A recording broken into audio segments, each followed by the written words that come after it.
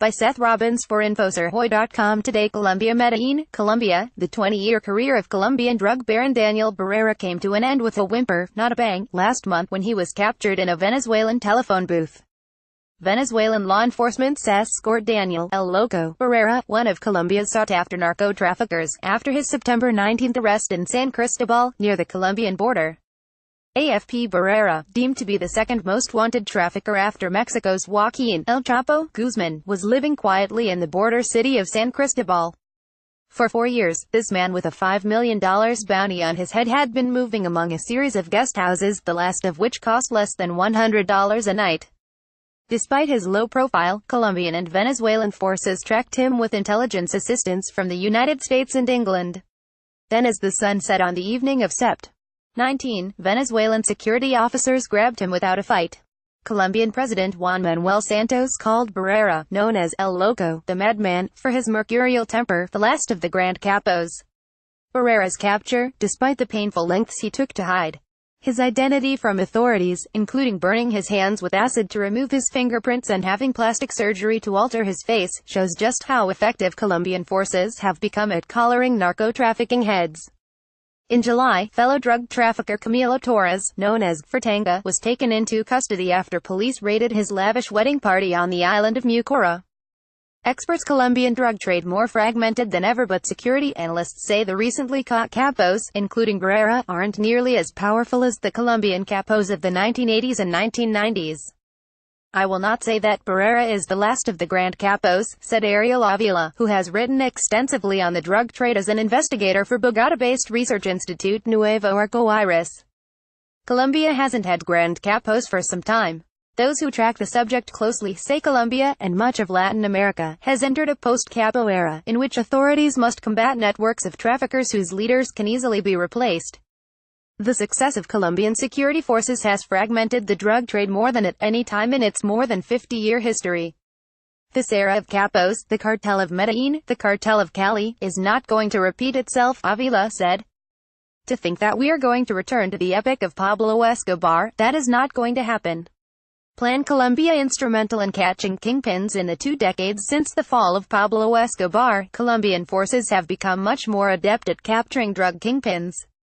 Under Plan Colombia, the police and military created small groups of highly vetted and trained forces, whose sole job was to track and capture capos. They tapped phone lines, intercepted electronic communications, and recruited criminal informants.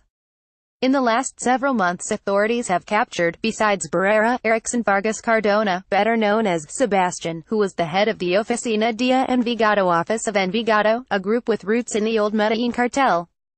In early June, Diego Perez Henao, the main enforcer of a transnational gang called the Rastrojos, was arrested on a Venezuelan farm, where he was posing as a groundskeeper. And just a month earlier, his partner Javier Calle Serna, alias Comba, surrendered to the U.S. Drug Enforcement Administration DEA after months of negotiations from a hideout in Argentina.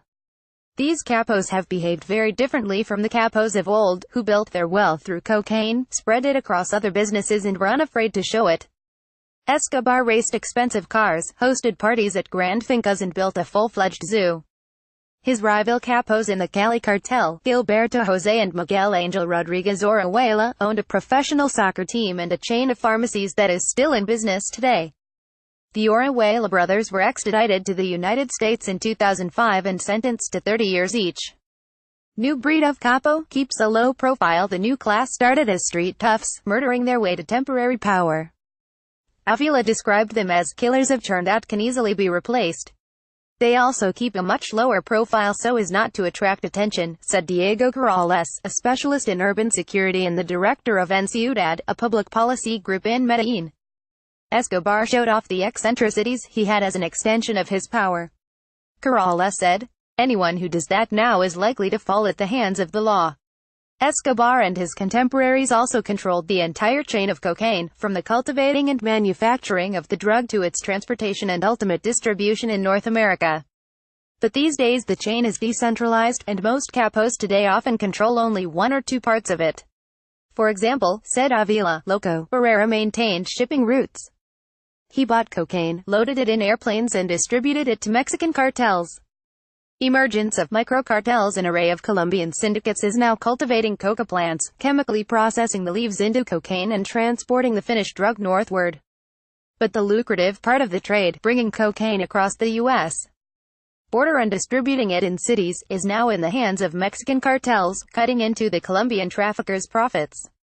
And over the past 2 decades, Colombia's big cartels have broken into dozens of microcartels, said Alfredo Rangel, security expert and former defense ministry advisor. The usual pattern when a cartel breaks up, he said, is that a capo falls and 3 of his underlings fight for control of the organization. In a few instances, one is more powerful than the others and simply eliminates them.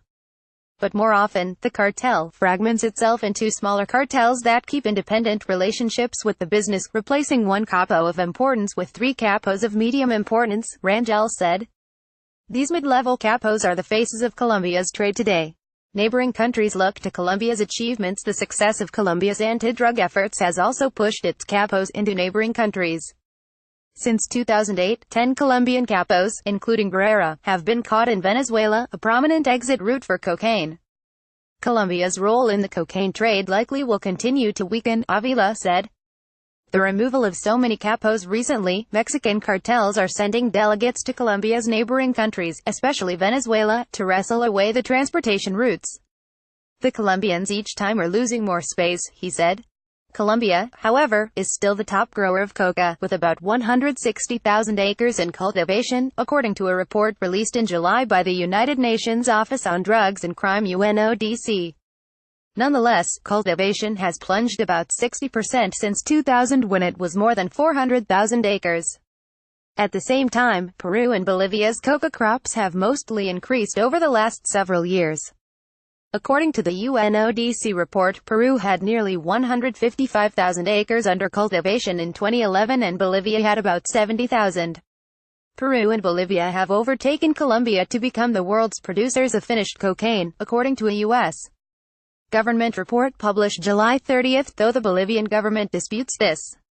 Jehan Marulanda is a security consultant and former member of the Colombian army in no relation to former guerrilla leader Manuel Marulanda, who was killed in 2008.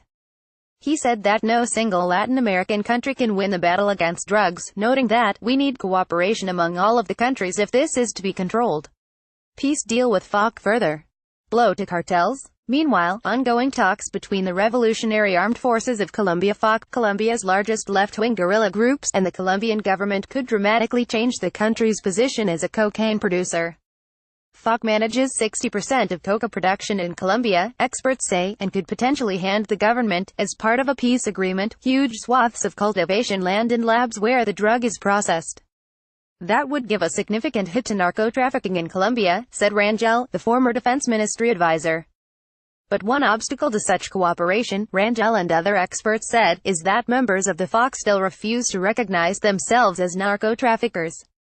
Moreover, the FARC's withdrawal from remote coca-growing zones could create a bloody struggle for power, with traffickers enlisting paramilitaries in a war. The FARC acts as a type of judge, regulating and administrating, said Avila. And when they are not there, it could become chaos.